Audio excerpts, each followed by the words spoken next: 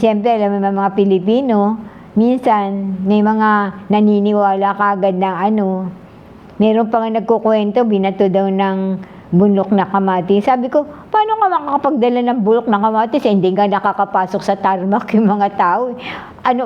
Babatoy mo bites na Sobra naman magkwento yan. Sabi ko, gano'n, wala na talaga. Hindi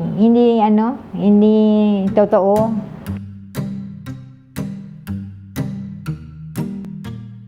Dati, hindi ba, papasok sila sa tarmac. Doon sila sa tarmac. Hindi sila pinasok. Kasi ang sabi sa kanila, aalis kayo sa Pilipinas. Yung gaya ng ginagawa ng mga regular passenger.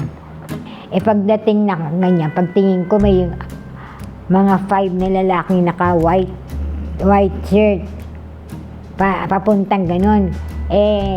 Nakatayo na kami doon sa may pintuan. Nung nakita ko, kinabahan ako. Sabi ko, naku, baka ito na yung mga sinasabing bububog sa Beatles. Tapos ang ginawa ko, niyakap ko si Ringo. Tinulak ko yung pintuan. Ganon din ang ginawa ko dyan. Nakapasok na sila sa Tuloy-tuloy sila. Walang nangyari na, sabi mo may nangyaring Inantay namin hanggang makaalis na sila sa VIP room. Wala namang katao-tao ba? Wala mga fans, wala talagang tao. Tsaka makikita mo naman kung alimbang ganyan. Talaga mga Pilipino magaling yung mamboboxing. Magaling yun Merong picture na packet na sa KLM. Lahat sila wala naman ako nakitang may black eye si Jan o kaya yung si Ringo, gutay-gutay yung pantalon. Hindi naman gutay-gutay pa. Paano gutay-gutay? Meron akong picture na ayos naman yung pantalon. Alam ko hindi totoo Alam ko gawa-gawa lang para lang bang lumabas na mainis yung mga Pilipino.